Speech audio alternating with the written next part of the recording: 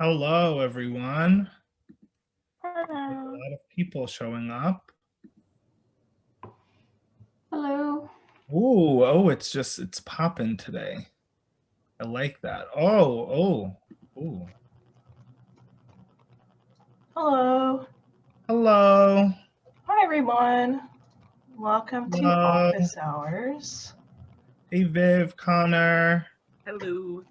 Dan, see KO, Vin, Jessica. Oh, people are still, we may beat, Laura, you may beat Wade's record What's that? of people in here. Oh, I'm so excited. I'm so nervous. Oh my We could rub it in his face. That's okay. If there's anything that I don't know, like this can be educational for the host as well. Hi, Cameron. I see some new faces in here. Okay. Hi, how are you? I'm good. So there's a lot of people here, so we're just going to jump in. For those of you that I have not had the opportunity to meet or speak to on Hiero yet, I am Brendan, and this is Office Hours. It is an opportunity for us to just come together as a community, you officially did it, Aura. An opportunity for us to come together, get to know each other, and just talk shop about magic. It is not a class, it is not a lecture. You are free to disagree, you are free to agree. We're just here to really talk things out and just really see where everyone stands and hopefully learn a few things. I tend to learn something every day. So without further ado, I'm going to pass things on to Aura. If you could just tell us a little bit about yourself for the people that don't know you, and then we can jump right in. And hello to all the people in the chat. Okay. Yeah, so I'm Auralite. I'm in my third year as a self-initiated priestess of the Morrigan. I'm an eclectic witch. Chaos magic is one of the many paradigms that I've incorporated into my craft. Chaos magic was something that I started with when I first started witchcraft. Actually, chaos magic was one of the things that I was most attracted to. I can't say that I've continued to expand my knowledge in it, but I had some experiences when I first started playing with it that were really interesting. So I'm really looking forward to, hearing about everybody else's experiences and learning as well. Before you jump into any questions or anything, just for everyone, I forgot to say, there's a lot of people here tonight. So if you can use the raise hand function, which is in the reactions, that will help us keep things orderly and make sure that everyone who wants to speak has a chance to speak. Okay, so I have a few questions to help guide the discussion. The first one is, I know that some people come in here to just learn and spectate and don't have experience with the topic matter, but for those of you that do, I'm really interested in seeing like, what is the extent of your experience with chaos magic? And how long have you been studying for? Like I said, I first got started with that. I would be in my third year now, so it's been about 2 years. And chaos magic and the linking sigil in particular was something that I was super into at the time. That was a really exciting time in my path. Yeah, same.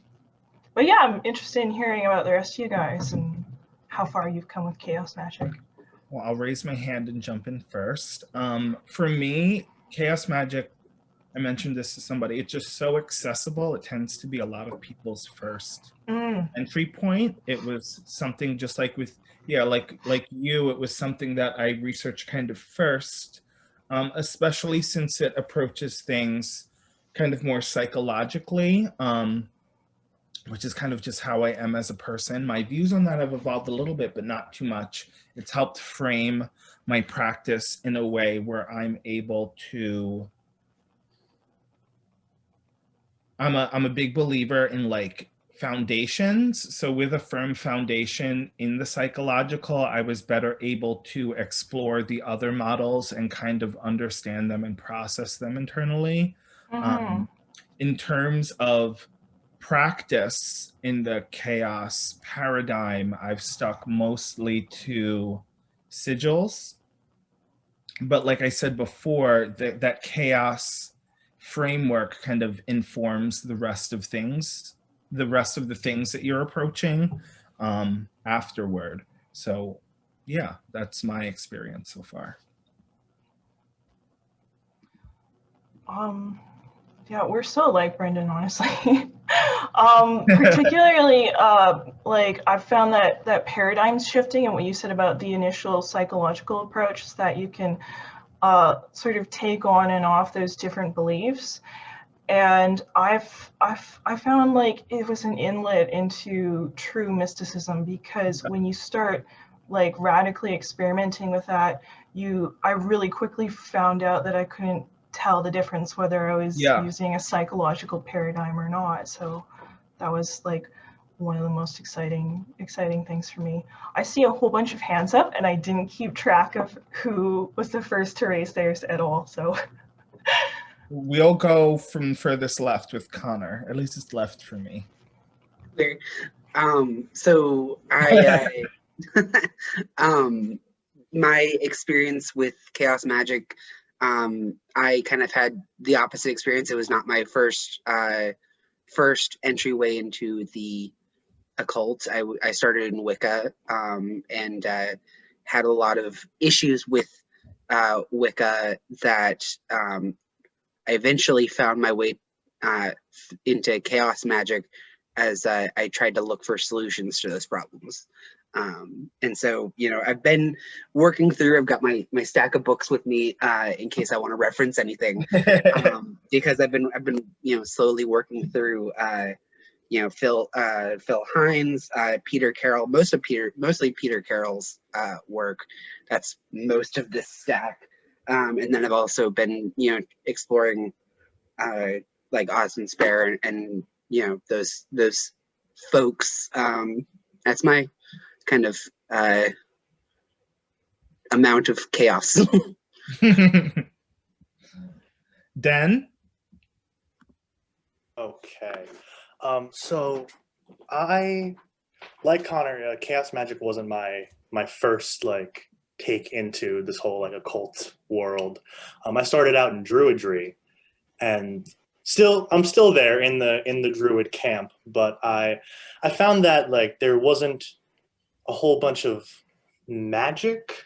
You know, it was a lot of like religion and spirituality, so that feeds that part of me. Yeah. But I needed something that was, you know, more you know, magical. Yeah. So God, back when like Tumblr was the big like thing and they had like all the witch blurs and whatever, the term chaos magic kind of got tossed around a bit, and I was like, okay, what is that? That sounds kind of cool. So this was, you know, years ago, and I did some research, and I kind of fell into it. I fell in with the DKMU and all those people, and I loved the experimental approach to it. Yeah, sort of like, okay, like, yes, there's this thing called magic, and like we, you know, can use it to kind of like affect the world around us, but really like how does that work, and what are the boundaries that we can really push with this, you know? Like, so you know, I've been involved with like the linking sigil and kind of just seeing like what with the power of, you know, believing in things can we actually like achieve, what can we consistently do with this. And that's sort of just been where I've been at, trying out different things and all that jazz. Thank you. Ursa? Yeah, so I have my experience was similar to a lot of you guys, and I just think it's kind of ironic that many of us were searching for something deeper, something more that we could sink our teeth into with magic, and we found it through like the most scientific path of magic and viewpoint of looking into it, and that's where we found that mystery and that richer experience. So just thought that was funny. Yeah, I think it was definitely, I was going to jump in before and say as someone who tends to just approach life with that scientific model of testing and seeing and then reviewing, I found it just fit very naturally into how I already was going about my world and organized my brain and viewed things. And then you could just like easily branch out from there. Cameron?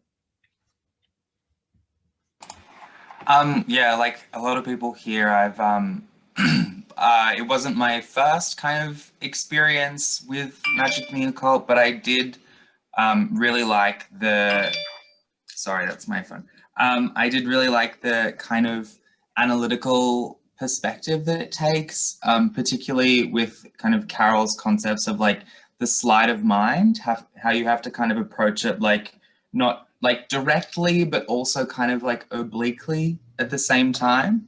And I really also found fascinating the idea of like retroactive enchantment, in that you're actually like changing things not necessarily in like a linear way, but more kind of like all over the place. Definitely. Yeah. Yeah, thank you. Thank you. Jessica?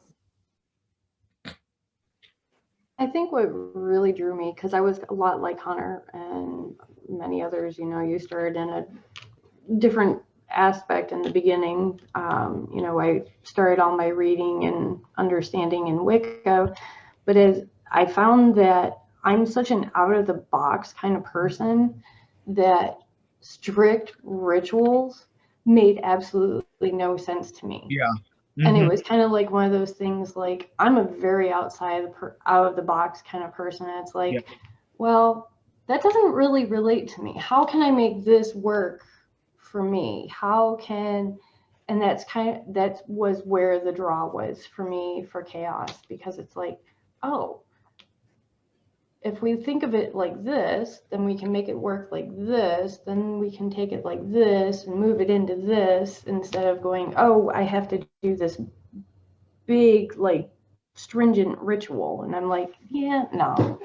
Yeah. It just didn't make any sense to me. It definitely is anti-dogmatic, which is great. We've spoken here in office hours before about that's when things like die. And I'm not a person who enjoys the response, this is how we're doing things because this is how we've done things. It just doesn't make sense. It's just not how, it's not reflected in real life. Like things change. So yeah, I totally feel that. Thank you. Connor, Cameron, sorry, did you have something else to say, or did you forget to put your hand down? How do I put my hand down? You press the reaction again, and then it says like lower hand. Oh, okay. Yeah, no problem. Sorry, thank you. Oh, no problem. I've done Connor? that so many times. Yeah, I'll jump in there, because the anti-dogma kind of aspect of chaos magic is I think one of the principal, what's so important about it, because it's a response. I mean, chaos magic is a largely modern take on magic and kind of modern adaptation from older traditions, informed from, but then turned around and kind of revived with this kind of quantum theory and these other different approaches. And I think that kind of that element of anti-dogmatism, I mean, dogmatism was and still is very pervasive in other spheres of the occult community. Yeah. And I think chaos magic and the kind of ideas around it really emerge as a response to that, and a way to, and as a option out, I guess. Yeah, definitely. Just looking over here at some comments. That was a big appeal to me too. It gives you the building blocks, but not rigid structure. Exactly. And I think that's like super important, because magic is like fluid. The whole thing, spirituality itself is fluid. It should be fluid. You should be able to find your own path. Debs said, yeah, the anti-dogmatic approach is appealing to me because I came from very rigid religion and I don't like it. I think that's something that a lot of people experience, whether it was rigid schooling, rigid religion, just the rigidity of like our lives in general. We were talking last night about how we as a culture, or maybe even just humans in general, are like obsessed with continuity, whether it is in our environment or within ourselves, almost to like our detriment. Was just about to bring that up, Ursa. What did Ursa say? Oh, the thing about chaos magic definitely was influenced by the punk movement in the 80s, yes, and counterculture. Deb says, right, magic and spirituality is all about change and fluidity. Yeah, totally. Den? Yeah, so I mean, not only is it about like kind of keeping the fluidity and keeping things like alive, but if you are someone who structure does work for you, you like that kind of ritual format, it's not necessarily saying to just throw all that out. Yeah. You know, it's very much like find what works for you. Yeah, 100%. You know, like if you believe that this thing will work and you do it correctly and it gets results for you, then that's perfect. You know, you can continue to do that if you want to, or you could not. And it kind of, I think like it sprung up a lot from the kind of like as an answer to like the Hermetic Order of the Golden Dawn and things like that. There were these very rigid and structured hierarchical systems that were people of a higher class in society. And, you know, magic has always been sort of like the power of the people. Yeah. You know, it's been the people's craft. And when this high structure like came about, this was like all like, of course, the answer to it. You know, like, well, we don't have to do it that way just because that they say that we do. We can try out different things and we could do it our own way. You know, and it kind of created this dichotomy of like high magic versus low magic, which I mean is classist nonsense. But you know, I think it's definitely like the magic of like the, you know, it's the gritty magic. You know, it's like, you know, gonna getting your hands dirty. I was just that getting your hands dirty. Sorry, I don't know. No, it's okay. That's it. Yeah, what I was gonna say was like that kind of brings it back around to that accessibility note, that distinction between high magic versus low magic. And I poked my head like really briefly into like what was going on in the occult when chaos magic became popular. And I think the most interesting thing happening then was Thelema. And like straight up, I know very, very little about Thelema, but from my understanding, it leans more into the ceremonial side. And like all this stuff, like you have to do all these rituals and purify yourself and call upon your holy guardian angel, whereas chaos magic, it straight up, it flips that on its head. Whereas ceremonial magic and more structured systems say you have to do all this learning and do all this stuff leading up to trying to perform actual magic to make sure that you understand all of it first, otherwise you can't do magic. Whereas chaos magic just says, look, this works. It doesn't matter why it works. You can substitute any system of belief into why it works. It just works. And then you can go out and prove to yourself that it works and just be like, wow. Yeah, it's like studying electrical engineering versus just putting the plug in the wall. Like putting the plug in the wall also just works. You don't necessarily need to know how or why it's working to get your lights on. Yeah. Debs is talking about the accessibility because, you know, when they're depressed, it's approachable for them. Yeah, I'm super ADHD, straight up. The books that and information that I've read on chaos magic is super short. I forget what the one that it's like 20 pages or something is called. Yeah, super ADHD, and I could do it. Like it was accessible for me, and I was just like, let's go. Vin?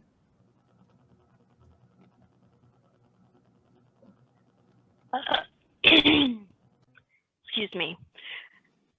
Yes, I just wanted to input a little thing about the history of chaos magic. A fun little factoid is that when it really entered into the mainstream, there was even a lot of pushback from the witchcraft community, and they would come up with these almost like religious tracts, like that they passed around back in the day, warning the younger generation about the dangers of chaos magic. And this was coming from like the ceremonial side and the rigid like witchcraft and occult side of the community. So yeah, it's true. Like I saw quite a few of them when I was starting to do research. Yeah, and honestly, like even now, it's like chaos magic has this certain reputation, and when I say you can just pull from whatever and do whatever you want, like some people really don't like that. Like some people really do not gel with that, and because it aligned itself like with the punk movement, like I don't know if I'm sure some of you guys here have seen that lecture from Grant Morrison, the comic book artist who said he did chaos magic and accidentally turned his comic book into like a sigil of his life. That was like, oh my gosh, that was so cool. But like, yeah, it's sort of like a deliberately countercultural and almost like oppositional magical movement. So even now, like if you say that you're into chaos magic, people will, so some people will have like a visceral reaction to that.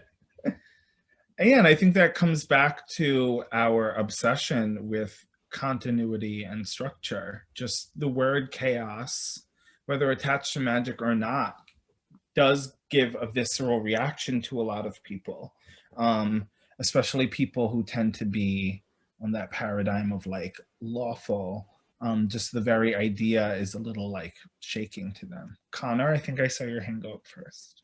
Yeah, I was just gonna pitch in that I saw recently like I think it was a Tumblr post that was someone claiming that chaos magic is the CrossFit of magic, in that it is, talks about, getting results fast, but also is, risky and doesn't teach form and stuff like that. and like, you get a lot of injuries, and I'm like, I feel like that's a really, I don't know, sarcastic way of, or I guess a caustic opinion, but yeah. I think also part of where people raise an eyebrow at you when when people talk about being involved in chaos magic is that, at least in younger generations of people interested in magic, there's a lot of misinformation about chaos magic. I mean, for one, a huge portion of like, Witch Blur and Tumblr and Witch Talk think that chaos magic is simply just magic dealing with chaos, rather than a paradigm about, that basically is a chaos mathematical, like a chaos math interpretation of magic. And that's kind of the biggest misnomer, misunderstanding in chaos magic, and a huge amount of people subscribe to that misbelief about the and don't do the homework of reading the actual theory behind it.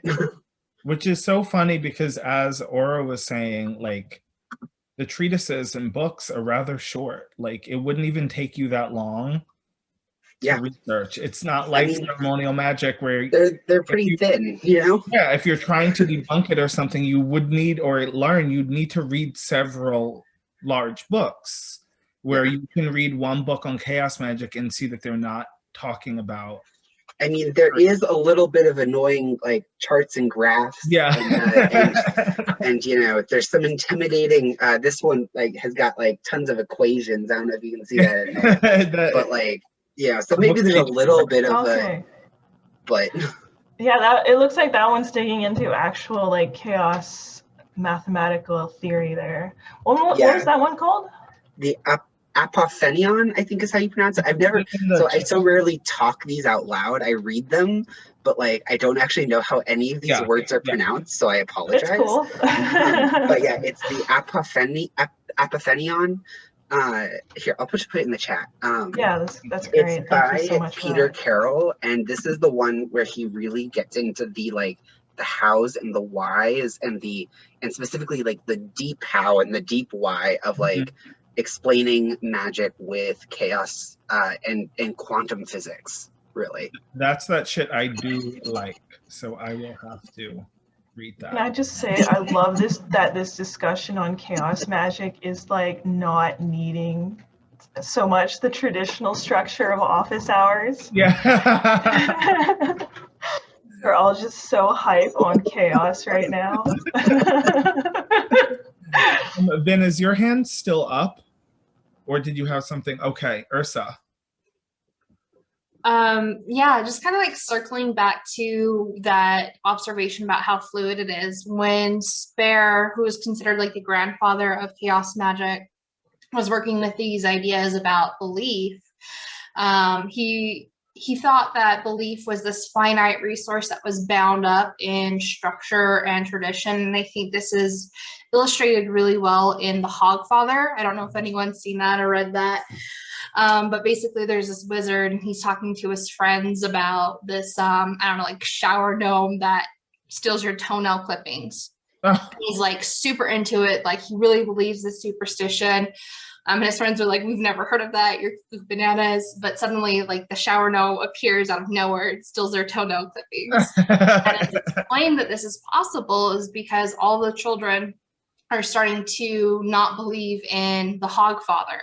And because that belief isn't tied up in that structure and that egregor anymore, it suddenly allows them to, these other smaller beings to manifest. And I think that's kind of where that fluidity comes from chaos. And it's kind of like the point of it is to free your belief and your magic from these tied up structures and iconography and things like that, so that you can use it for whatever you want. Yeah, thank you. Thank you. I'm gonna see if we've been missing anything in the chat. That's it. Ben says the chaos bit sprung up from chaos theory, which was gaining traction in popular culture at the time. Has nothing to do with being chaotic. Definitely. I think it's... Aren't there like two angles to this?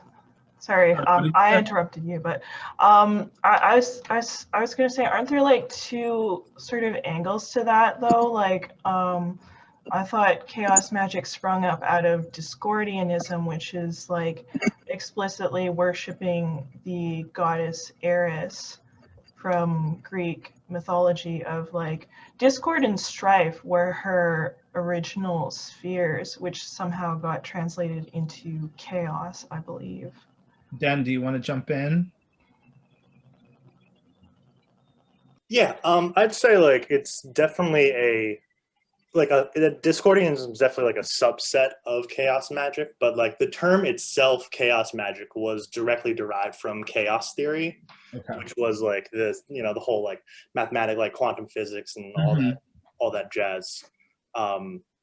So like it's definitely Discordium definitely has like a big place within chaos magic, and there is that side that deals with chaos and like the you know sort of craziness, but there's also the other term of chaos, which is like the original chaos thing with a K, which is supposed to be the etherealness from which existence springs from.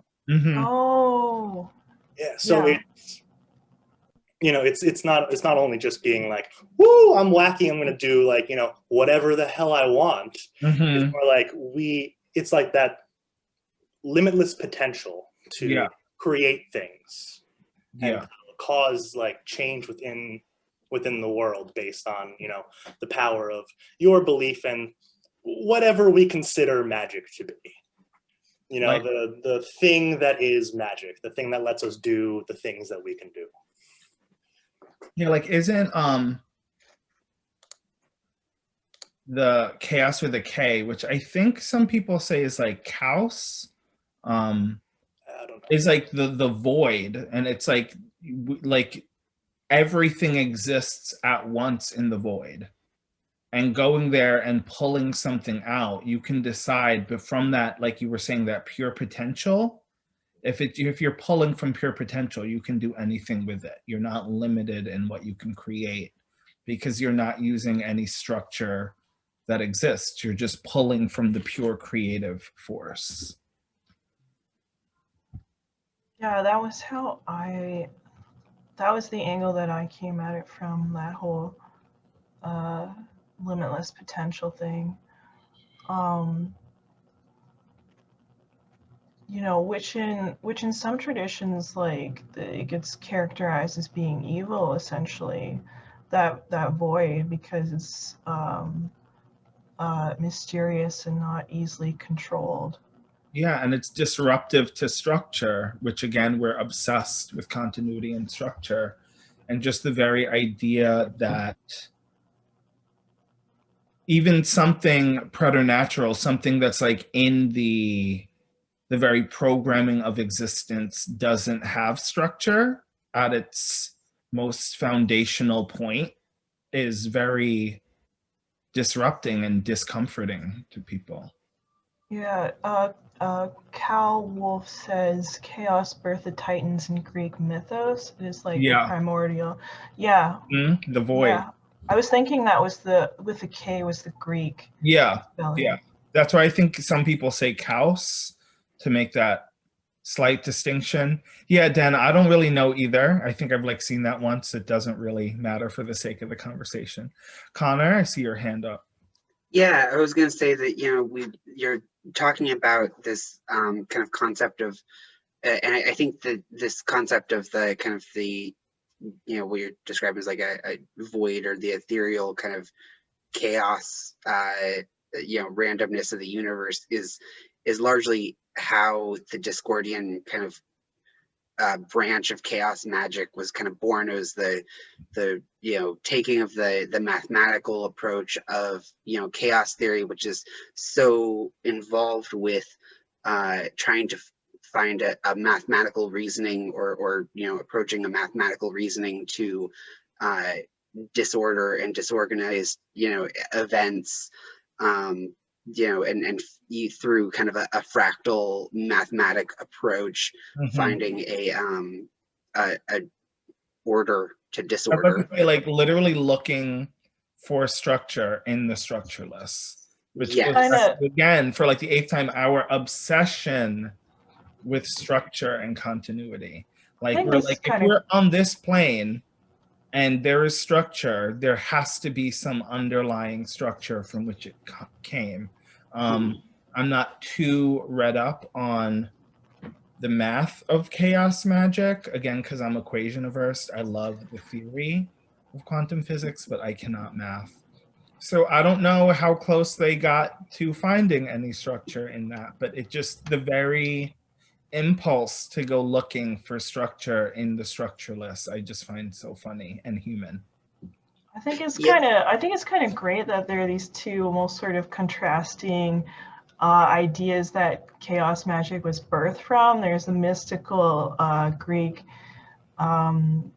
mythology of chaos, and then there's very modern chaos mathematical theory, and how they have sort of been brought together into this one thing that is like intensely powerful is really, really cool and interesting. And the bringing together of those things is rather chaotic itself. Then saying structure is how we try to make sense of and control our universe. It's also what we use to control people, which is why I feel people in positions of authority were so turned off by the idea of chaos magic. Yeah, this came up in our office hours about the left-hand path, which we got into a discussion about how its origins, just the phrase left-hand path ties into the idea that you are challenging the existent structures. At its most original, it was just like your community, your tribe, and the things that you did and how things were set up, and how the left-hand path is inherently chaotic, though not necessarily chaos magic, because you are doing an about face to those structures, which the minute one link in the chain decides to about face on the structure, it's already inherently threatening to the structure, because the structure is simply made up of our agreements to the structure.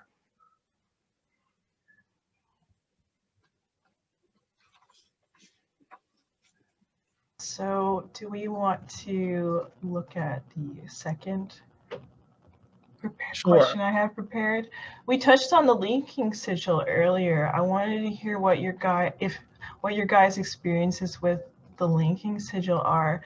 Dan, I love that you brought that up before I did, because like, or did you? I don't remember. Because like I feel this like weird sort of like, I'm gonna say it. I'm just gonna say it. I feel this spiritual connection with you that you've used it too. Because like when you when you go and you look at that video about from Ryan Lloyd, and what his vision with it was, that he did all this like work from the ground up with the linking sigil to put it in all these different places, like across the world even, so that he could, his goal was explicitly like to put the magic back into the mundane by creating this network of mystical power. And like adding to that, tapping into it, that current is like, I loved it. I was so like enamored with the idea when I stumbled upon it. I think I devoured all of the DKMU documents in like 2 days. They're kind of labyrinthine, and there's like a lot going on, and you're kind of like, what is this really trying to say? But at the same time, it's so provocative. It's also evocative, and just very, I was in love with the idea that you could take this sigil just to enchant a space that you're in, and then kind of just observe the strange things that may happen when you're there as a result of it just being there and connected to all these other sigils across the world. I thought it was so cool. Dan, I see your hand up. Yeah, I honestly can't say enough about Ryan and like the work that he like has done on this and continues to do. We had this whole like thing called the Octarine Summer, which or Octarine Spring. No, it was Spring. Octarine Spring. It was kind of a similar thing, because unfortunately, we're all pretty chill here, but there are a lot of chaos mages out there who are not chill, and it tends to attract some like edgelordy people. So a lot of people taking the linking sigil and doing some like really weird stuff with it. They were tagging bathrooms and trying to like kind of just freak out anyone they can. There was this thing called you would haunt a place, whereas you would tag it with like the sigil, and you would try to believe that a place was haunted enough to cause an actual manifestation there. And you know, a lot of like darker things like this that Ryan and a bunch of other people tried to counteract by like filling more like with like some lighter stuff. I kind of forgot where I was going with this. It was this whole thing trying to get it like back to like kind of spreading just like a little bit more positivity, you know, a little bit more like helpfulness with magic towards your community and towards, you know, like the people that you know immediately around you, trying to make the world a more magical and better place. Yeah. instead of trying to just tear it all down. Yeah. Yeah, so I linked the original Ryan Lloyd YouTube video, which in the chat there, which is about 42 minutes. And I'm not sure if we explain, I guess we didn't explain well enough what it was because Debs is asking. So the linking sigil is also called just the LS for short. And what it was some people connected with chaos magic. And the group was called the DKMU, which is the Dominus Chaotica Marauder Underground. I'm And going to remember that because I did not remember the Dominus Chaotica Marauder Underground. It's cool to say. The explicit purpose of the linking sigil was to tag locations with this sigil that was supposed to create a network of magical energy, because they had seen a problem, which was like their belief was that consensus reality was like very materialist, like the consensus reality was that magic didn't exist. So the DKMU set out to explicitly counter that by creating a magical network using the linking sigil. And Ryan Lloyd left a bunch of he tagged places himself and left like tokens with the linking sigil around. And the purpose was twofold. It was to reactivate the magical energy in areas that had basically gone dead due to materialist consensus reality, and to create a metaphysical magical network that would absorb magical energy from those areas that practitioners could tap into and then use. What I will say about the linking sigil is my experiences with it is the shady reputation is kind of justified. Like there is some dubious energy in that magical field. So what people kind of did was they kind of fleshed out a little bit of the mythology surrounding the linking sigil. Apparently, like there's a deity that serves as a guardian, and her name is Ellis, and she's got like, and I fully advise that you Google this because it is so cool. And I had some like really wild UPG that like the deities protecting the linking sigil were well, like my matron was like connected to one of those deities, or was like a form of one of those deities, but like that's a very personal thing. But yeah, supposedly they installed a deity to like protect the magical energy in the linking sigil because there were some kind of sketchy people using it for Ellis, right? Like ELLIS. Yeah. That was one of those books with all of those egregore deities. That was super interesting. And when Hiero started, actually, me and a few people were talking about a Hiero egregore, which would be super fun for everybody to work on. Dan, I saw your eyebrows go up. Den, a comment, and then Connor had a very interesting question for the group that I want him to pose. Cool. Yeah, real quick, just piggybacking off of what Aura said. Yeah, so it's really crazy how like the linking sigil, Ryan started by, the first things that he tagged were the fantasy and like metaphysical sections in the local Barnes and Noble, because the idea was that people poured their belief, wanting magic to be real, in both like these sections, so that the sigil kind of acted as like a siphon to like suck up that belief, you know, and kind of like hold on to it. And then from there, people kind of took it and went to other places. People use it either to, just like that, siphon up the belief in places like, you know, people bring it to churches, other like places of power. You know, I think someone went to the pyramids with it, the Grand Canyon. Yeah. Places like that are highly trafficked, people like just pouring some kind of adoration towards. Then there's also the opposite, where like some places that you think should be magical but aren't. People tag those to try and like wake those places up, try and like give it a more of a magical zhuzh, you know? Like liminal spaces. Yeah, and within this giant web that created, Ellis kind of came forth. She wasn't necessarily created, but all like she just kind of like formed there, and they like, you know, obviously gave her a name that was similar to the linking sigil LS. And she's this god form is the like title that they say, which is like a deity like figure that came out based on like consensus belief and all that jazz. And she's like a god form of like the web itself, so like also like spiders, as well as just like magic and general chaosness. Anyway, some people have said that she's like similar related to Eris in like a little bit of ways, like maybe they're cousins or whatever. In the way that like otherworldly deity beings can be related to each other. Yeah. So yeah, it's super fascinating. I left a link to the DKMU website in the chat. I think you all should check it out. Fascinating reads. Yeah. Ursa, and then we'll get to Connor's question.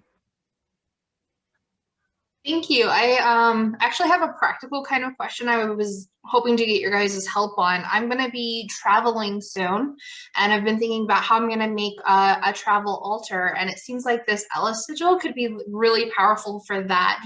Would you recommend that? Would you not? What are your thoughts? I actually would not. Okay, so but for, like, you could still do it, but I would actually advise getting some experience with the linking sigil first and put a filter on it. Watch the video that I linked. Ryan Lloyd talks about filters. That's how you keep some of the more unwanted energy that's present in the web out. So I have had kind of like dubious experiences with using the linking sigil. But if you want to experiment with pulling power from something that is very potent, you could do that. Awesome. Thank you. Connor.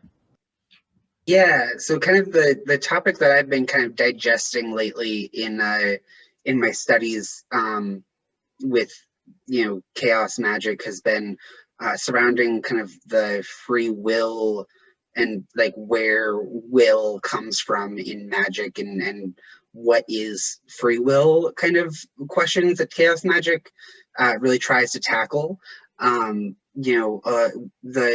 concept that I think it's I'm pretty sure that Carol's the first one to really push this idea of Kaya as basically propagating, like, Kaya being like the kind of a personification of free will, propagating out, or a force, not personification, sorry, a force of free will, as propagating from basically quantum weirdness, which is basically the random events at the quantum level that happen pretty much randomly. Like it's basically the absence of cause and effect on the quantum level with tiny particles, where we have no evidence of something that caused these events.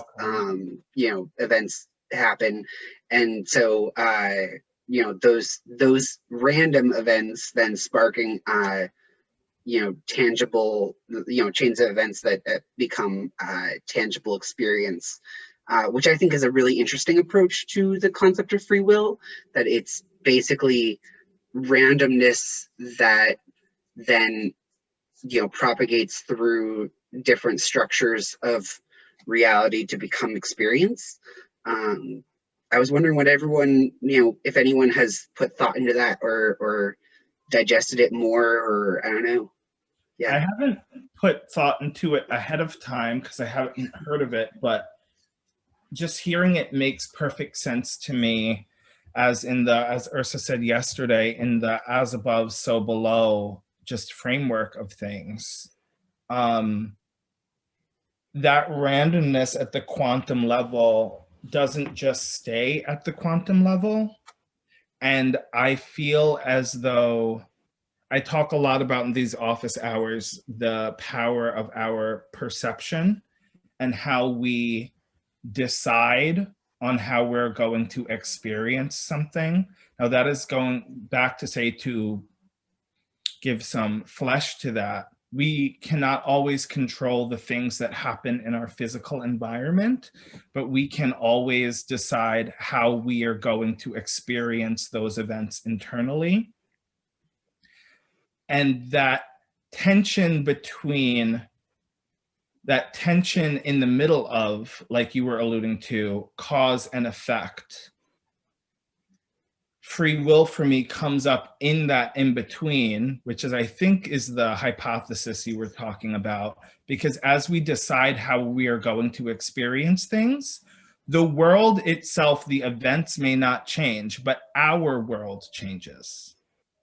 How we decide to package something within ourselves colors our entire world. It colors our entire experience.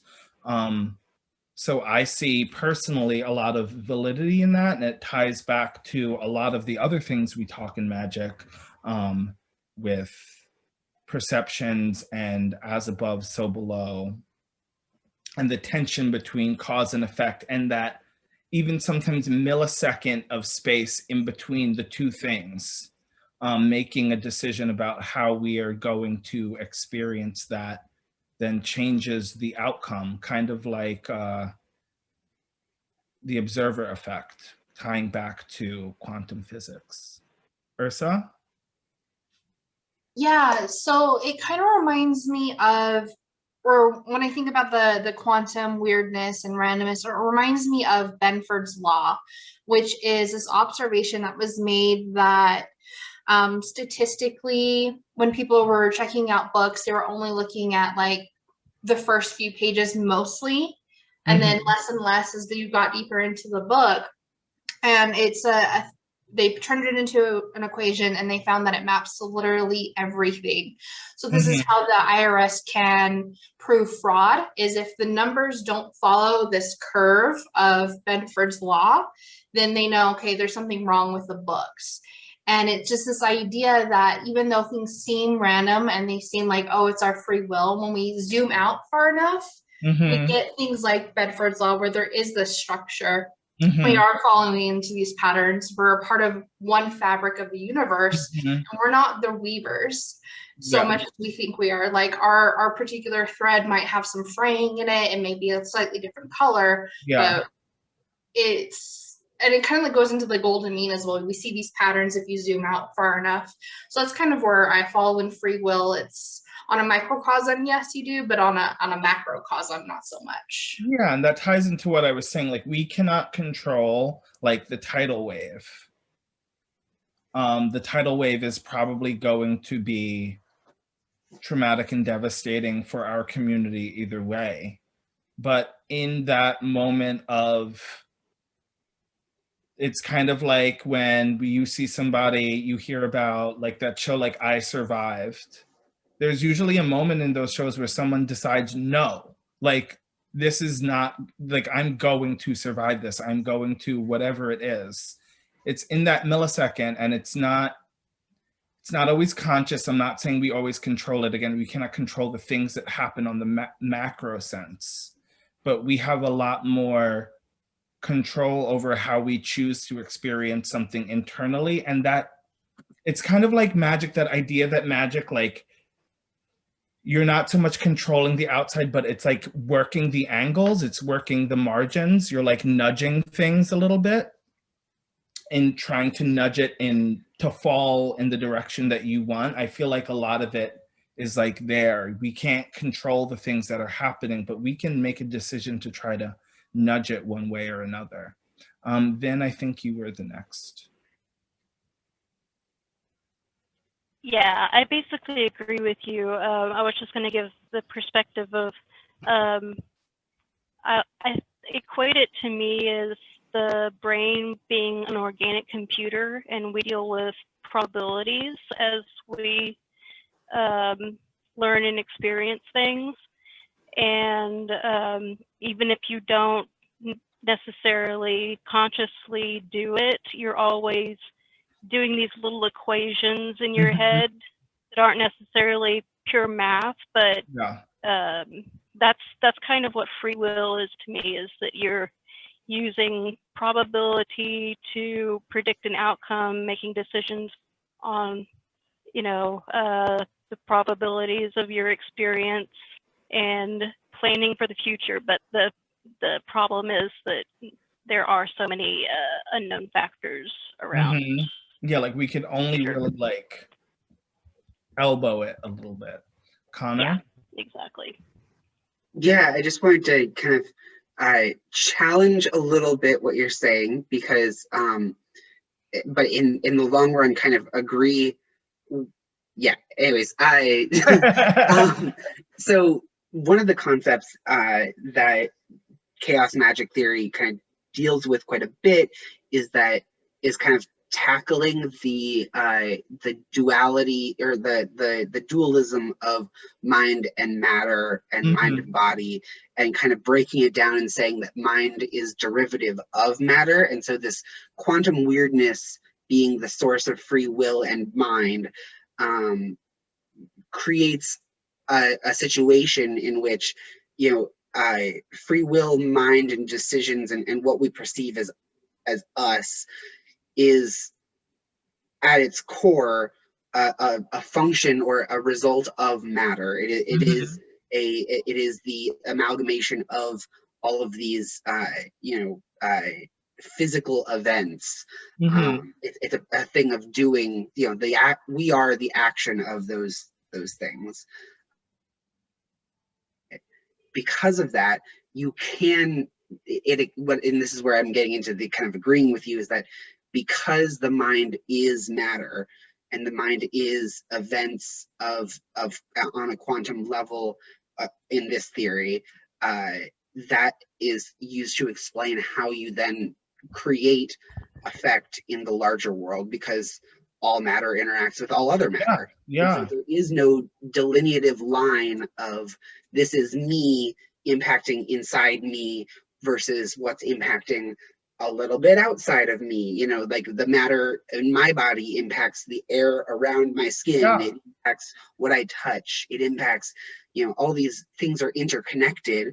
And so those quantum weird events then propagate outward into a causal universe, that's where we see kind of an explanation of the why our thoughts of what we're thinking and what we're doing in magic then kind of propagate out into a result in the real world. Yeah, I apologize if it sounded like anything I said. No. I'm just saying I'm agreeing and agreeing with explanation of how the theory matches the. Yeah, everything you said is exactly what I meant. Yeah. Like, I don't know if it came out that way, but I definitely, in that me talking about those split seconds and the difference, what didn't come out was they're inextricably related.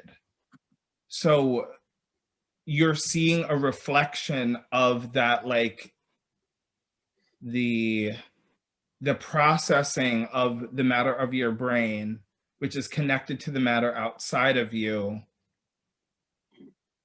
And then because we are conscious, because the brain is a conscious amalgam of matter, it has more connection to those events and how we perceive them than you would think just walking down the street and having not studied any of this. Yeah, I have kind of like a controversial take on free will and how it relates to chaos magic, which is like, I'm kind of hesitant to share it because it isn't congruent with the grain of most of the discourse online that I see about free will as it pertains to magic. But what you guys have said is empowering me like a little bit, because like basically I think it's too complicated to figure out whether we have free will or not. Like, people make it out to be very clear cut of a question of free will versus determinism, and I'm like, no, I don't think so. I don't really think it's like possible for me to override somebody's free will with my magic, even if I'm Oh, asking for no, something? That's and then, like, you know, there's like I sort of cobble together like quantum physics theories that I only half-ass understand, Yeah. which would sound plausible enough, like multiple universes, and if the observer fact, and I'm just like, oh, I am just collapsing quantum probabilities Yeah. to teleport my consciousness into a universe where I get what I want, which Yeah. doesn't interfere with anybody else's free Yeah. will in their universes. And that's kind of what I was saying about like the internal experience and how that colors our world, and not in the like quantum physics way. I definitely agree with you and resonate with what you're saying about like the timelines and like you're getting the whatever results of that. But just to like bring it down more personally and put it in different language, that's kind of what I was getting at, is we only see in the world, for the most part, well, not only, our world is colored by our ideas of the world. I forget what book it was in, but it was very foundational in the beginning of my practice. It's like the quality of our thoughts about reality are in direct correlation to our experience of reality. And so us here, we have the quality of our thoughts are magical. The quality of our thoughts are about us being able to affect some kind of change, whether that is spiritually, internally, or externally. And by virtue of that, we see that. Before we discovered magic, we didn't see that. And it's because that was not the quality of the thoughts that we had about reality. Now, it may be a slow tick, tick, tick before anyone gets to a place where they're like, oh, I'm going to dive in. But largely, before you started to study magic in any form, you viewed the world one way and you got a certain type of results from the world. So that's what I was like trying to get at. So between Aura and Kana reiterating, I think what I was saying makes sense again. One thing before I get to you, Den, we are over. Raise your hand if you would like to continue. I just would like to see. No, so that's most people. Feel free to drop out. Oh, that's like basically everyone. Feel free to leave if you need to leave, but we're gonna continue. So Den, everyone raise your hands because now I don't know who has a question. Leave your hand up if you do have something to say. But if it was just about the convo. Den, yeah. Yeah, so just going off of what we were talking about, like the whole free will and not being able to influence other people's free will, it gets to like that theory that what we're doing when we do magic is affecting probability. Yeah. That we couldn't necessarily do something that wouldn't already be possible to happen. We're just kind of giving it that little like push, you know, tugging on the string a little bit, like, hey, let's have this happen like a little bit, you know, a little bit easier, you know, clear the pathway just a little bit. So yeah, I agree with that too. Like if something wasn't able to happen already on its own mundanely, I don't necessarily think that, at least how magic is now, we wouldn't be able to do it, you know? Yeah, and I agree with that addendum because it has been like historically, like chaos magic is very interesting because historically it is similar. What is the word I want to use? Similar kinds of people doing similar things, getting similar results. And because of that, I like that addendum you made, because the way magic works now, we can't do that. Chaos magic kicks the can down the road a little bit because it leads us to explore what could be possible, but we will always only be we will only ever get as far as what we think is possible. And the more that we interact and grow and learn about magic and are able to affect things. Now, I don't think this is going to happen necessarily, but if someone were able to literally conjure a rock in front of us and we saw it and we could touch it, if that becomes real for us because we've seen it, who knows what can happen there? There are so many things that happen in life or throughout the course of history that we thought were quite factually and literally impossible until they happened, and our mind was expanded in that way. Connor? Yeah, I just wanted to kind of expand on this question of like, or this idea of impacting others, and like, you know, kind of that aspect of that. I think it was Aura brought up, and that, you know, my kind of personal thought on that, I think is that you know, it comes down to the organization of your will, if you'll kind of take that. So like magic is a way of kind of, you know, organizing our desires and our thoughts and trying to, you know, bypass the system a little bit, to or kind of or I guess game the system would be a better way to play the system in our favor, to take our desires and move them into reality. And so I think that, you know, if you're talking about something that you want for someone else, you know, you are then engaging in a battle of wills. So say I want to do a spell to help my friend get a better job, get a raise at their job. You know, now that this is interacting with their will and their identity around their job and their understanding of self around their job, they are creating their own influence over their job.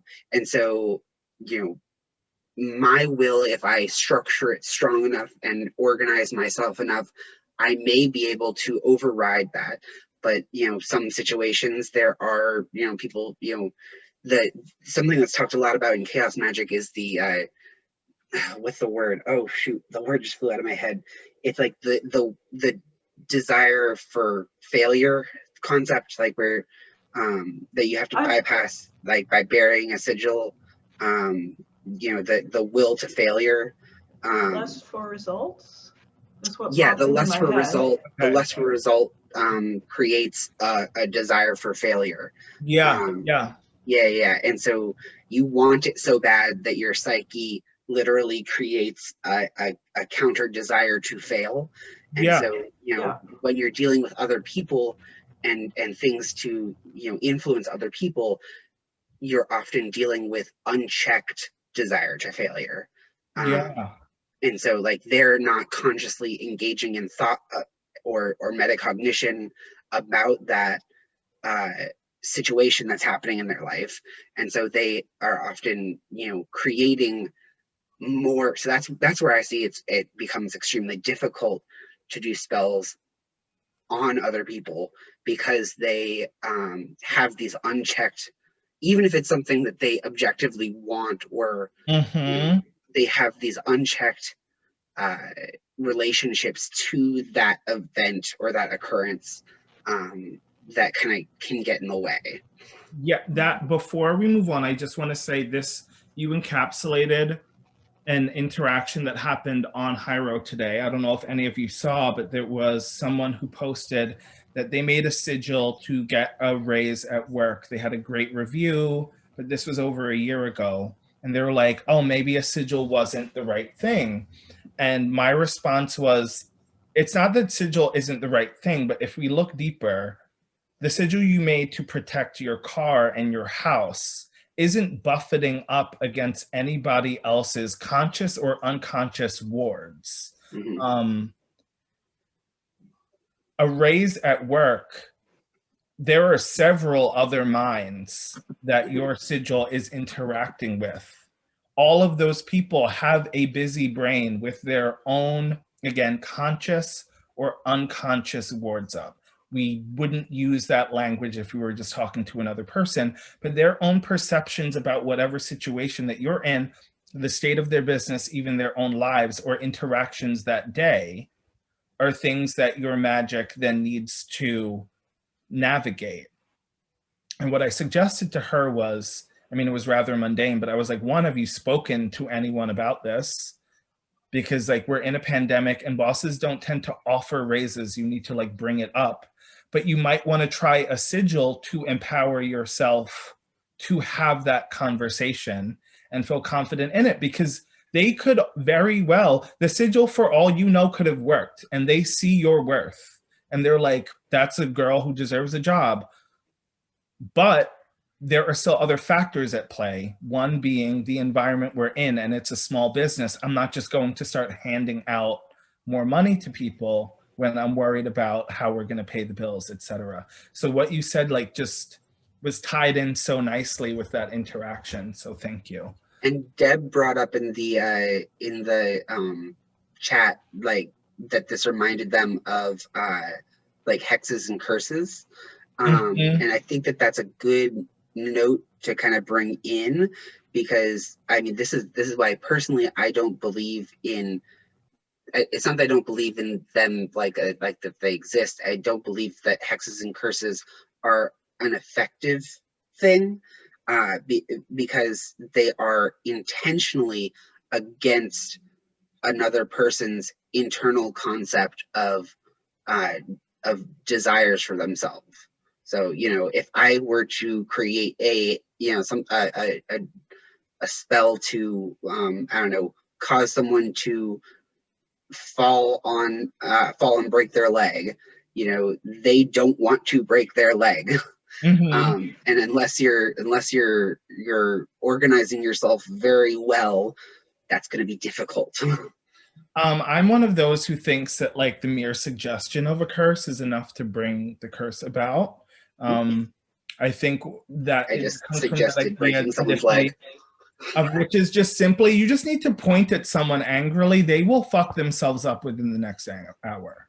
Like you can, like, I'm not saying that you can't sit down and perform a whole curse, but it doesn't even need to be that wild. Just simply letting someone know half the time you're not happy with them and I have ill will towards you, especially if they know you as like a witch or something, they're gonna start fucking up like almost immediately. Or I don't know who raised their hand first, but as usual, I'm gonna start from, Ursa. Dennis saying it was you. Oh, thanks. Yeah, just kind of circling back to the question of, can I impact other people's will? And my metric for this across magic has really become, is there a mundane example of how this could work? And if so, then yes, magic will work too. So can I take away choice from people? Absolutely. I can do this through culture, through legislation. Like if I buy an apartment building, I can evict everyone in that building. And that's taking away their choice and their will to stay in that building. And of course, there's still going to be exceptions to that where people are going to have that stronger will and say, no, I'm going to protest this. I'm going to fight against this. But that's kind of like my metric of, is this a possible thing for magic? And if I can do it in a mundane way, or there's like a mirror of it in some way, then yes, I can do it with magic. Yeah. Yeah. Den? Yeah, so this also kind of ties into another theory, which is like the spheres of reality, and that there are little like kind of reality bubbles that each kind of person lives in, and you can remove yourself from someone else's reality and be in your own little bubble. And it's easier than for you to do magic for yourself, but it is harder to do magic on somebody else. They kind of exist within their own little reality bubble. Yeah. And then conversely, you can go into that bubble, but then their own like beliefs and thoughts and something could kind of make things a little wonky, because you're like Connor said, just going up against that other person's will. Yeah. And it's like, it's that battle, you know. It's kind of the reason why we create these like liminal spaces, like casting circles or anything like that, creating this space sort of removed where it's easier for us to do things. Yeah. But then, you know, affecting other people specifically might, you know, it might be a little hit or miss. Yeah. I think that for me personally, that reality bubble concept became most real to me in the past year. Obviously, 2020 was an absolute mess, but my year personally was a banner year. And that is, I'm sure it is also because how deeply I was in quarantine. I'm the kind of person, I like being at home, so that was a boon to me. I wasn't upset or like lonely or anything like that. And in that, while I was working on Hiero, I created like this little bubble where, like, for the most part, only good things were happening. And it was kind of bugging me out for a while. I almost tripped myself up in that, not lust for result, but in that you're coming up against that, that counter force. I made sure to pull myself back and not have that happen. But that was something that I was thinking about a lot toward the end of the year, especially as I'm reflecting. And I'm like, I was in this like hermetically sealed like energy bubble. And we'll see how long that lasts. Aura? You've got some fear of success, Brendan? Not fear of success, just as you kind of wonder as like a person, like how hermetically sealed is this bubble? Like, you know what I mean? Is something going to pierce it at one point? But at the same time, I feel like I have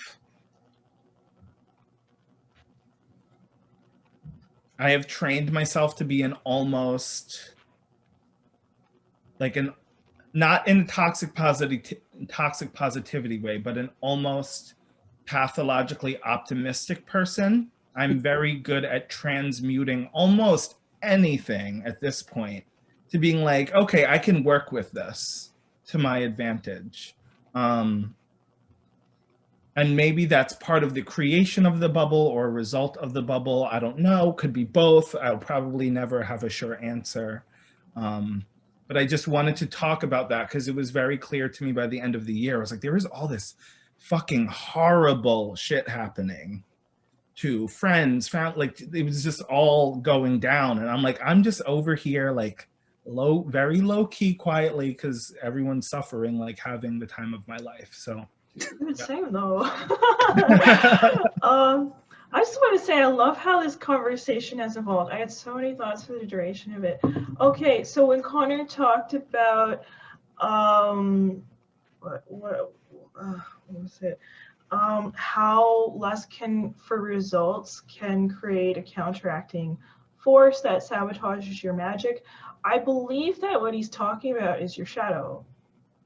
Because if you want something like consciously so badly, then there's another like unconscious part of you that sort of like reacts to that almost. That is like, you know, I don't just like, maybe I don't deserve this, or like, what if I actually get it and it's not all it's cracked up to be, which is why I believe that like magic isn't like a substitute for doing your own inner work. And that intersects with free will for me in a lot of ways, because it's like somebody else was talking about, like, it's really very much about how you structure your thoughts. And like, yes, I agree. That's why I work through my deities. My patron deity is like my guide for all this, and it's like I can work with her and I can ask her for things and I can try and like do magic to get a certain thing. But then it's like, maybe I don't get that because you know, there's too many other conflicting forces. Maybe I do get it and there's a lesson to be learned, and I realized I didn't want it so much anyways. You know, maybe I create a reality for myself that is ugly or perverted in a way, and then I have to learn that lesson and I have to live with it. And then I turn around and say, okay, we don't do magic without doing our shadow work anymore. Because what's hiding in your unconscious will absolutely, you know, come up and bite you in the ass. Yeah.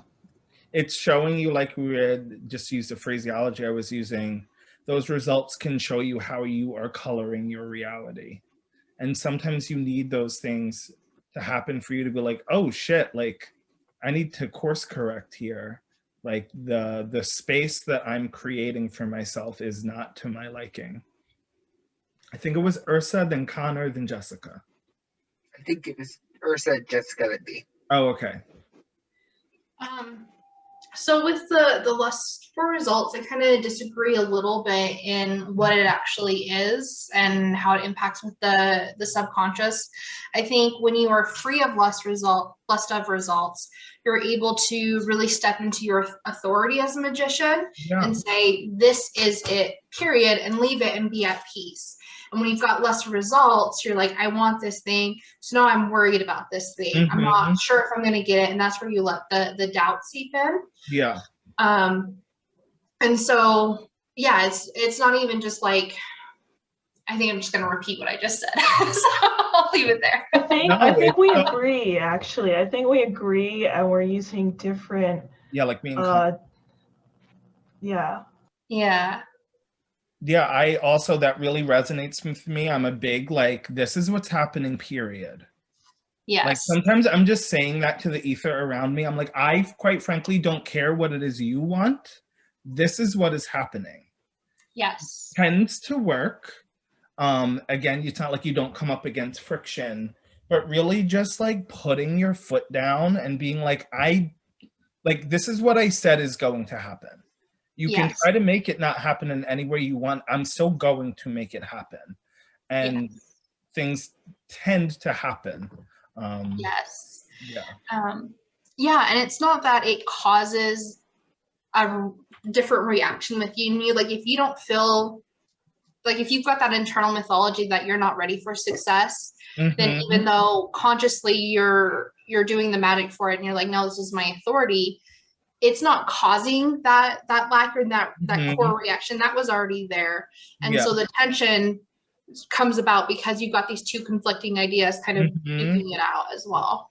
Yeah, and that's when you see results like you'll get a sprinkle of success and then it stops. Yes. Like you'll start getting very conflicting messages from your environment, which is why it's so that conversation between your internal environment and your external environment is so important because you are able to bring things like into alignment.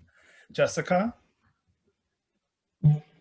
I was touching base on the whole concept of shadow work that Aura was mentioning earlier, with also supporting the magical work. But I think what a lot of people forget too is with shadow work, especially because of my path, I don't necessarily just acknowledge the shadow part.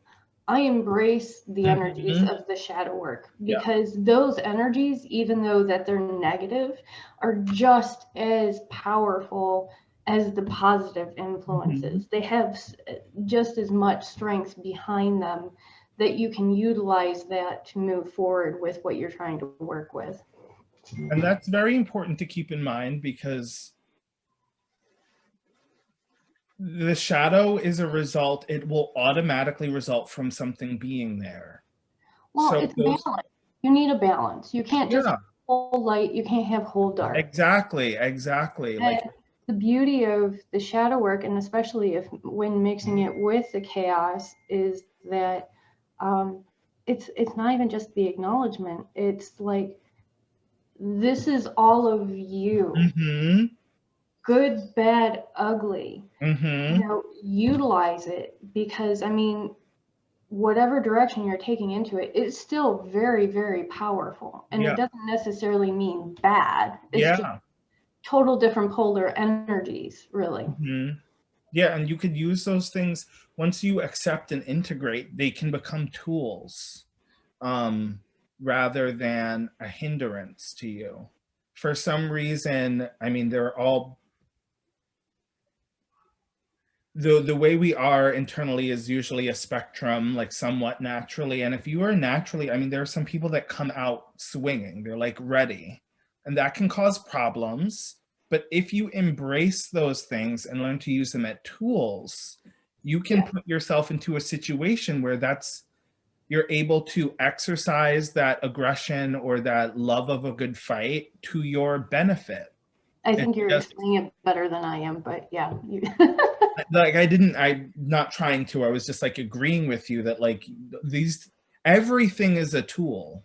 You just have to look at it as a tool. I think we were talking the other day about like the foundation in a house and only using like a hammer, like using only one tool in the toolbox. I think that's when we were talking about toxic positivity in the left-hand path. Yes, we were talking about that in the left-hand path one. Yeah, it's like we are the whole toolbox. If you're only focusing on the screwdriver, you're going to be shit out of luck when the foundation of your house is shaking.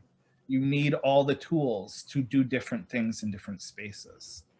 Oh yeah. Sounds like you guys have a great understanding, a great grasp of shadow work. Just like Brendan said, like the shadow isn't necessarily like bad or evil or negative. It's just like stuff that you hide from yourself. Yeah, you're not. And so, you know, if you can't figure out how to integrate those things into you, then it tends to come out in your magic. It comes out in your results. So say like, but that, you know, it could come out like completely unexpectedly. Like rather than being negative, you could find that you have a fear of what is it? Like you don't in your shadow, you don't think that you're worthy of success, and then something does work, and you realize that that was a part of you that you were hiding from yourself, that you thought it wouldn't work, you tried it anyway, and then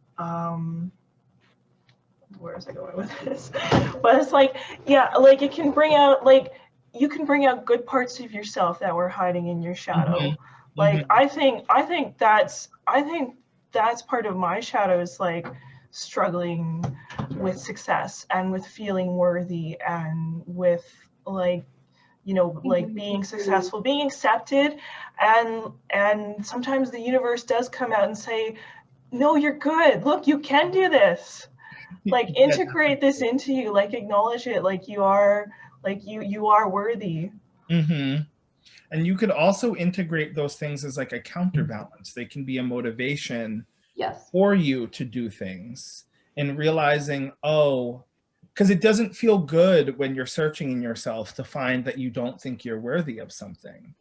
Like you could use that to be like, no, I am. So even if it's scary or painful, I'm going to try X and Y. And often the universe just like meets us halfway. Yeah, thank you. Connor? Yeah, I just wanted to pitch in a little bit of, I mean, it's no secret if anyone's, you know, read some of my posts on the Hiero app, that I am pretty critical of the shadow concept, the shadow work process, you know, largely from a perspective of like a queer theoretical approach. You know, I see the concept of shadow work in the Jungian kind of approach of shadow work as essentializing and solidifying things, often without the care and precision that takes. Jessica just posted that we should have a shadow work office hours. I agree. Yes. So I guess, oh, I lost my train of thought. Jessica, you tossed me off. You were talking about how you don't necessarily agree with the structure or how people speak about shadow work, but you didn't get why. Yeah. So to kind of go back to the topic of you know, how what we kind of got into shadow work here in this conversation about of kind of the shadow being the will to failure, or the desire for failure in magic. I personally think that that taking that Jungian approach or applying it here solidifies that desire, versus okay, so like I could see a productive framing through the Jungian approach of like instead of the desire itself to failure being part of your shadow or part of your, that you need to accept as being a part of who you are, instead solidifying that, taking instead the tendency towards self or negativity. I think that what becomes problematic in the shadow work framework is when we solidify negative tendencies as something that is just something to absorb about ourselves and accept about ourselves.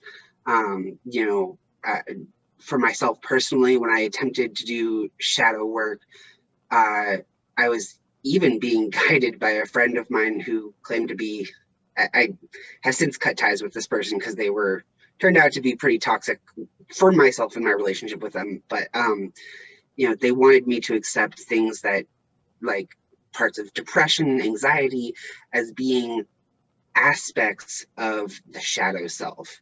And, when we try to solidify things that are negative within our psychological constructs that way as things to be embraced about ourselves, it can be risky.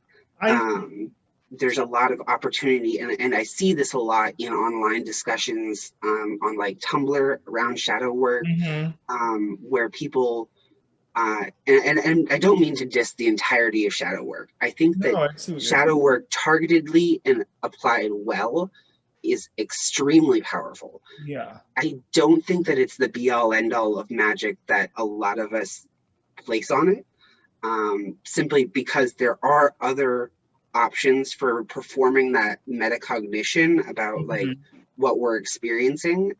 It's not the only process, is what I'm, yeah.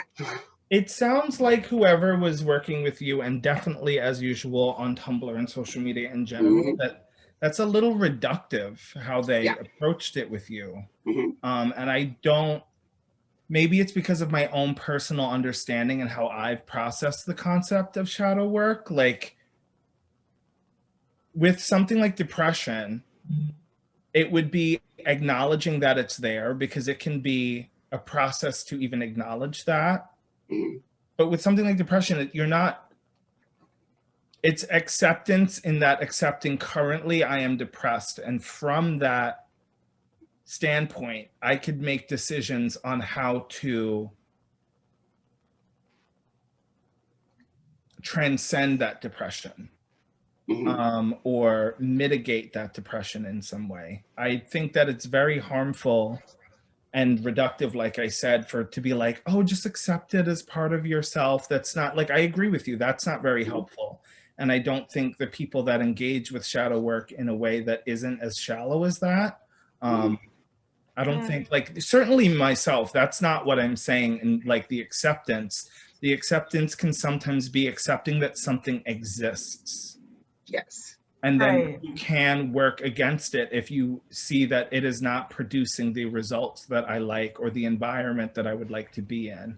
It's not like I accept this is who I am, yada, yada, yada. Like, I understand we were using language kind of like that, but it's more like an acceptance that something is there, an acceptance that something exists. And then from that standpoint, you can decide what you want to do with it. It's kind of like, you can't do something about something that you don't know exists.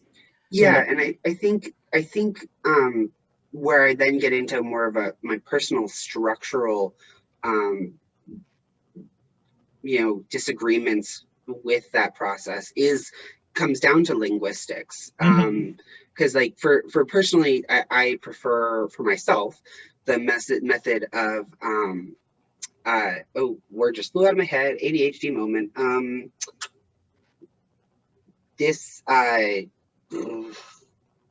word just flew out of my head. It'll come back to me in a minute. But the process of nope, it's not. Move on. Yeah, Yeah, The I word- almost want to apologize for bringing up the word shadow work because I wanted to talk about like the intersection of like how the repressed parts of us can interact with magic. But it is kind of off topic and it's so complicated to talk about. This Jungian stuff is so like sticky and messy, and it does get kind of like watered down and misunderstood in the popular discourse just because a lot of these Jungian concepts aren't super responsive to words. Yeah. I definitely think that it deserves its own like full in-depth conversation. Yeah. Like I think that would be a love that. really That's gritty conversation to have. No, yeah, that's a juicy one, and we will definitely get that on the schedule because we can. Obviously, we literally brought it up once and then spent like 15 minutes talking about it. Dan, I'm going to let you say or ask what you wanted to, and then I think we're coming up on like an hour 45 minutes, so we're gonna wind down. I'd like people to be able to get to what they want to do with the rest of the night, but this has been so. This is so great. Dan? Yeah. So just the final thing about the whole shadow work thing, that accepting, like finding those bits apart about yourself and accepting them, while yes is a part of shadow work, is only part Yeah. of the work. Yeah. Like and as someone who's been like in therapy for a good amount of time, like this was it's part of like the sort of the tools that they taught us. And in that like kind of being self-analyzing and being like, okay, like this is like I feel this way and this is how I feel, but what, like, why do I feel this way? And how does feeling this way then affect the other parts of my life? And then how can I go about maybe like changing that, or at least acknowledging it as the first step in order to be like, okay, right, I don't want to get out of bed right now because I'm depressed. I accept that, but now like I need to get out of bed because my depression will not get better unless I get out of bed. So it's the acknowledgement is important, but it is just the first step. And accepting that, yes, this is how I feel, but then you have to go into why it is that I feel this way. And that, brings you further down the rabbit hole of like trying to kind of come to terms with your own thoughts and feelings and, kind of do with that what you will, maybe like getting out of those toxic patterns that you put yourself in because you realize that, oh, I'm putting myself in this. I need to stop. It's an entire process, and it's a continuous process too. Ursa said, know thyself. And that's really what it comes down to, is knowing those different parts. Again, we're not being asked to accept them to the point of embodying them like they're part of our identity. It's just the fact of knowing that they're there. The knowing is, standing in the knowing is power. And standing in the knowing, we can make whatever decisions we want. We can decide, this isn't something that I really, like, we all have gritty bits that aren't our favorite, but they're also not like a point of focus. It's like, this is just something that, I tend to be, let's say, if you tend to be like, when you are hungry, you're a little dismissive. Yeah, you can work on that. Is that the worst thing in the world? Are you going to spend hours of time diving into that? Not necessarily, but being aware that when you're hungry, you're a little dismissive, you can pivot. When I'm around people that I care about, maybe I could stop that. But if you weren't aware of it at all, you're just going to be a dismissive asshole when you're hungry. So I'm going to call it an hour and 40 minutes in. This was so fun. I love this longer format. I'm glad that I got the license because we get to go to an hour and then over an hour. I just want to thank everyone that came, everyone that participated, whether out loud or in the chat, and even everyone who was just sitting and absorbing and learning. These are so fun. As usual, I'm going to ask Gabby what we're getting into tomorrow. Yeah, for tomorrow, we're going to be talking about paganism with Dante. Oh, fun. And I think that's Dante's first office hours. So it would be great to get him a good crowd if people have some time or interest in the topic. But yes, thank you guys for showing up so much. I'm going to pass it to Aura for her final words and thoughts, and we can be out of here. Yeah, thank you so much, you guys. This was so cool, and we had such interesting discussion. We didn't even get to my third question. Post it That's on okay. the post on the discussion or on the Yeah, on the app. great idea. Put it on. Yeah, I will. I have links. I have links that I have to post. I have a little bit of follow-up work to do because Awesome. a bunch of stuff came up. But yeah, I will post those links on Hiero. Yes. So all the people who this was their first office hours, this is basically what they're like every day. We do these every weekdays, usually at 7, sometimes at 9 o'clock, but it tends to mostly be at 7. And yeah, it's super fun just getting in here and getting to know everybody a bit better. And it helps us really flesh out our own process, flesh out our own ideas, and walk away with something new to think about or obsess about or research for the rest of the evening. All right. I had a question. Oh, yes. Yeah. Is there a reason that we don't do them on Saturdays and Sundays? I personally, I mean, I work during the week and like I work at the ass crack of dawn. So sometimes there are times when I can't make it on in the evening because I'm a geriatric old man who has to go to bed by 9 o'clock. A few points on that. We're recording them. I need to learn how to edit and then upload them so you could always catch the conversation later. 2, we wanted the hosts to have like a weekend. That was important to us. And we also wanted to leave 2 days open for workshops or other events because this kind of happens at prime time. So it would be hard. It would either be, we'd either not do an office hours or a workshop would start at 9 o'clock or something, which wouldn't be the best. But I completely understand that. We will, as we go down the road, start having workshops and other events on the weekends for the people that don't have an opportunity to come here. And they'll probably be structured much the same as a conversation and a chance for us to get to know each other. Okay, so thank you, everyone. I look forward to seeing you all again soon. This was Office Hours Chaos Magic. Have a great night. Thank you. Thank you. Bye. Thank you. Bye.